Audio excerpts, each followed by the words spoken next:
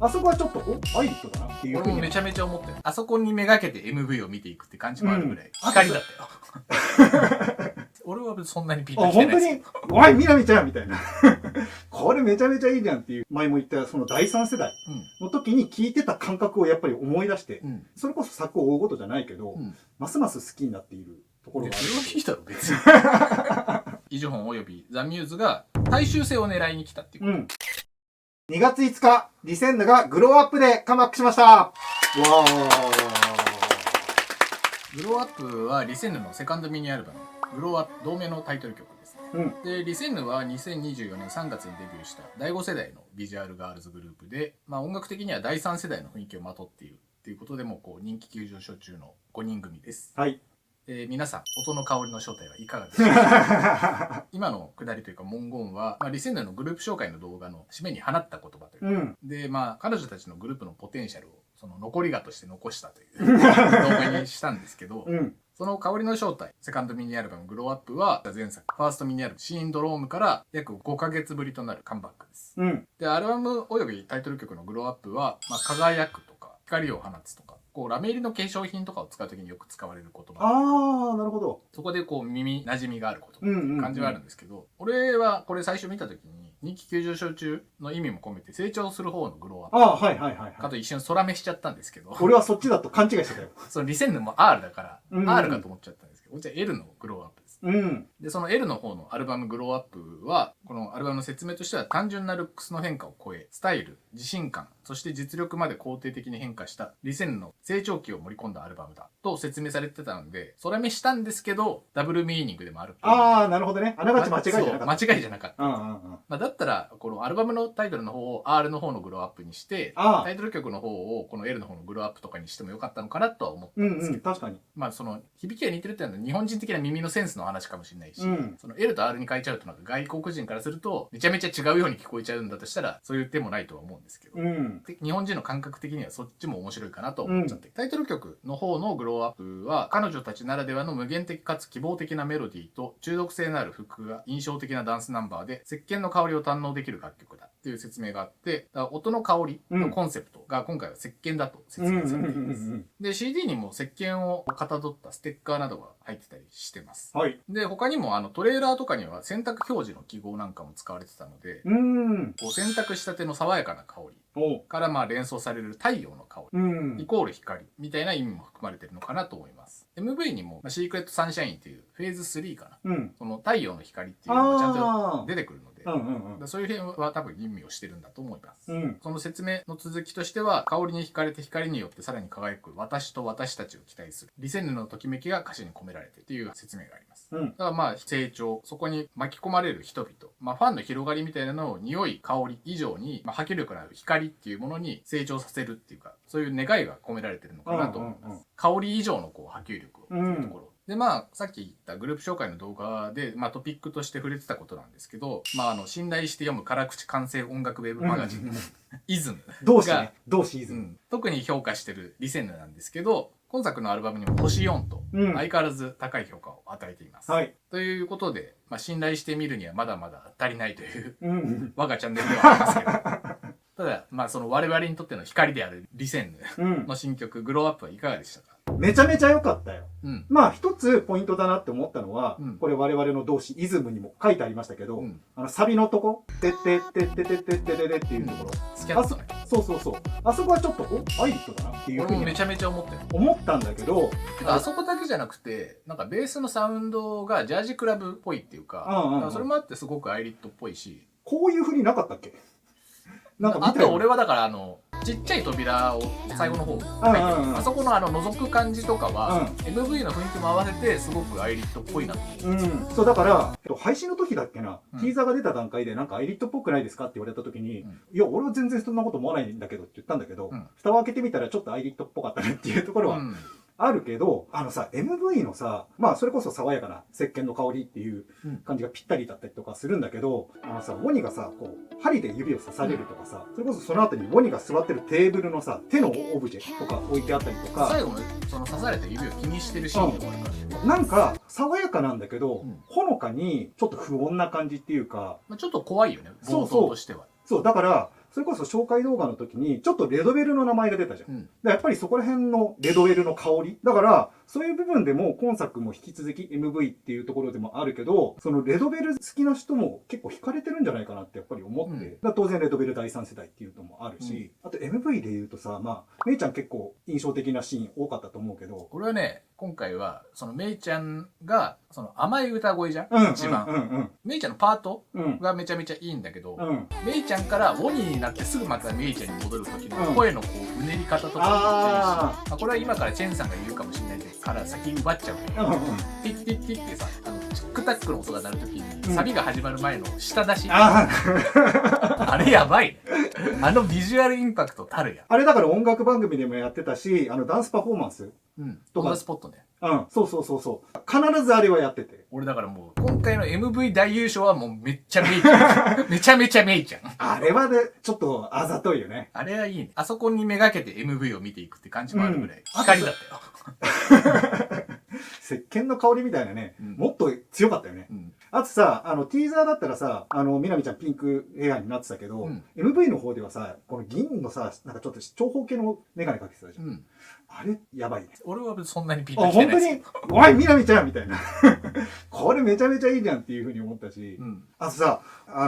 リセンの音楽、曲がいいっていうのは、前の紹介動画とかでも話したけど、俺さ、今回ふと、なんとなく、イヤホンで聴いてみたの。アルバム全体を。なんかね、ちょっと一味違った。多分ベースの入り方が全然違うんじゃないの？その乗り方っていうか、ジャージクラブの特徴だけど、音とベースが乗るっていうのが、こういうアイリット的なジャージクラブ的な乗りの感じだけど、多分イヤホンで聞くと、そこの広がり方、弾け方、乗り方はすごく濃くなるっていうか、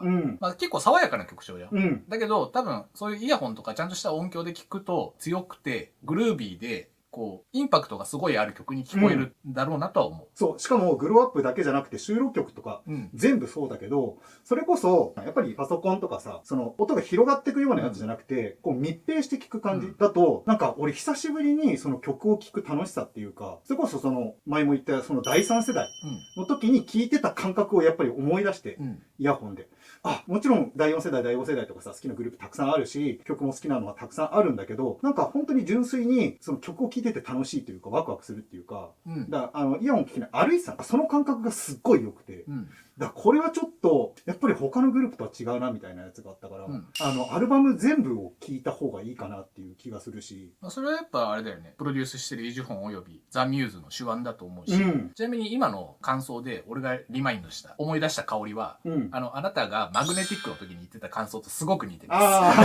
ハイリットの時のアルバムが全部いいって言った時の感想とすごく音の香りが似てます。はい。しかも MV も結構好調。700万超えだよね、今。いうところもあるから。最初低かったよね。やっぱり成長していくというか。急にじゃないんだよね。ずーっといい角度の右肩上がり。そう、だから本作かどうかわからないにしろ、これもう絶対近いうち来ちゃうじゃん、みたいな。ところがあるから、ちょっと寂しさも覚えたりとかはしてるけど、いやでも前回俺リセヌに会って後悔してるって言ったけど、今回は困ってます。何かライバルが増えそうで。いや、そういうわけじゃなくて、いや、なんかもう、それこそ作を追うことじゃないけど、ますます好きになっているところがある。それはいいだろ、別に。いや、めちゃめちゃいいじゃん、リセヌっていうのを、なんか前以上に今回、他の動画とかも今回の関連してみたし、あれ、シャララスタジオっていう、チャンネルがあって、前回のラブアタックの時にも、みなみちゃんとリブが出てたんだけど、カラオケのセットで、ラブアタックとピンボールを2人で歌うんだけど、当然生歌で。で、今回も、初期のステージでもやってたクラッシュと、今回のグローアップやってたんだけど、それ自体評判だったらしいんだけどさ。その2人なの今回。2人だけやってる。あの2人が一番安心だけどね。いや、しかもさ、やっぱさ、カラオケのマイク、あれでちゃんと歌ってるんだけどさ、2人ともめちゃめちゃ歌うわよ。びっくりするぐらい。当然、生歌披露するコンテンツとかは結構あるけど、なんかそのシチュエーションからしてちょっと面白いから。アイドルあるあるでね、踊ってないとこんな歌うまいそう、イッツライブとかもあるけどさ、やっぱりなんか身近なカラオケっていうところで歌ってるっていうので見ると、やっぱりまたちょっと感覚が違うっていうか、ガチで。今回ね、多分ね、踊り結構大変なんだと思う。だから、そういういろんな角度、それこそイヤホンで聞くとか、踊ってない状態で見るとか、音楽番組を見るとか、MV を見るとかっていう、いろんな角度で音というか、そのリセンヌを楽しむっていうのが多分、この曲のその 100% を楽しむやり方かなとは思うけどね。そう、だから、本当にいろいろ見てほしいなっていうふうに思うし、当然音楽番組とかもそうだし、俺結構衣装も好きだしね。うん。今回のまあ MV のやつもそうだしね。リボンが背中についてる。ああ、そうそうそうそうそうそうそうそう。あれ可愛いよ。そう、だから本当にテンションはますます上がってしまいました。リセンに対して。なんか俺今回はだからその音の作り方はさすがにそのイ・ジュホンっていうかザ・ミューズの手腕さすがだなって思うところもあったし、うん、その光の表現として澄んだ香りとか透明な香りっていうのを例えとして光の表現として使ってて、光という歌詞も出てくるんだけど、光っていうことを表現する歌詞のバリエーションがすごくあって、だからこの辺のリリックセンスみたいなのも相変わらずいいなっていうのも思ったし、インテリの人がね、作れるようなかっこいいからね。そう、直接的な表現をあまりしないというか、まあ詩的というかね、小説的な表現が多くて相変わらずいいなと思ったし、で、まあ鬼が指に針を刺してる、ちょっとホラー的なスタートで始まって、最後もそれを気にしてるっていうところが、まあそのレドベルらしいっていう評価あったと思うんだけど、これが多分表現してるのは、まあそもそもだから MV が光る香りの象徴として、ストーリーとしてね、泡になるっていう話だと思うっていうか、まあ泡がたくさん出てくるじゃん。で、最後なんか泡の中で歌うみたいなシーンがあるから、サビの音自体が、シャボン玉が空中に舞っていくイメージ。このポポポポポポポみたいな、俺最初ペペペペペって聞こえてた。あれ、まあ歌詞読むとちゃんとザットザットザットブローアップっていう歌詞なんだけど、スキャットにしてるところが、シャボン玉がどんどん上がっていくみたいな。そう、それが無数に上がっていくみたいなイメージを多分作ってて、そこにベースの音が重なって気持ちいいっていうことなんだけど。で、鬼がその指に針を刺しているっていうのは、まあ最初はその探求するみたいな意味合いが多分 MV のストーリー上はあるんだけど、その曲の象徴、MV の意味として描いてるのは、泡が弾ける瞬間。それが最も光を放ち、香りを強く放つ瞬間。弾けた瞬間にその石鹸の香りがふわってくるっていう、その弾けるモーメントを描いてるっていうことだし、それを探してるっていうこと。で、鬼が最後さ、あれは夢だったのかなみたいな肛門の前みたいなところで、で、まあみんなが後ろ通り過ぎていくみたいなところで、最後画面を見て終わるっていうのは、最も輝く瞬間、匂いを放つ瞬間、香りを放つモーメント、その、あなたにとって慣れましたかっていう、多分、訴えかけをしてるんだと思うんで。なるほど。どうですかっていう聞き方をしてるっていう。だからそれがすごく、まあ今の2000年の立ち位置を表してると思うし、一つ意外だったのは、これまで披露してきたこう第三世代っぽいアプローチが結構影を潜めたっていうことだと思うんだよね。アイリットっぽいってことも含めて。で、これ自体はもちろん全然悪い意味とかじゃなくて、そのプロデュースしてるイ・ジュホン及びザ・ミューズが大衆性を狙いに来たっていうこと。その第三世代アプローチみたいなのは、というか、まあこれまでのリセンヌは、まあその音楽好き、コアな層に向けてこうアプローチしてきた。の狙いがそれだったと思うんだけど、だからもう一段階アップするために、ブローアップするためにのフェーズに来たっていう、そういうチャレンジの段階かなと思ったんだ。で、それをまあこう、訴えかけてる。私たちはうまく成長できましたか？輝きましたか？その今までよりも強いこう香りを放てましたか？みたいなことを多分、その鬼の表情に込めてるってことだと思うんだけど、なんか一応ね、まあ、さっきグローアップの説明としては、輝くとか光を放つっていう説明をしたと思うんだけど、スラング的には垢抜けるとか見違えるっていう意味もあって。ああ、そうなんだ。そうだから外見とかスタイルが大きく変化すること。そのただ成長するとか、ただ可愛くなったなっていうよりも、その別の人間になってしまったかのような意味合いがスラング的にはあるんだよ。だそれは今のリセンヌがその次にステップを踏むっていうか、そのただの右肩上がりじゃなく、さらに前作から想像できなかった人気を得るみたいなところが、このグローアップ、香りから光っていうところの転換に表現されてるのかなと思ったんだよ。で、まあ俺もだから、その印象としてはそれが果たせてたなと思うし、イズムと同じ気持ちなんだけど。だからまあ、これで最後に残したい言葉はね、あなたはどう思いましたかコメントで教えてくださいっていう。一番卑怯な逃げ方。まあそういう問いかけという逃げで終わりたい。まあうちらのその解説っていうかレビューを聞いて、そのよりよく聞こえたとか、いまいちだと思ってたけど、あ、そんな聞き方あるんだなとか、もう一回聞いてみようみたいなのでも、ね、全然いいんだけど。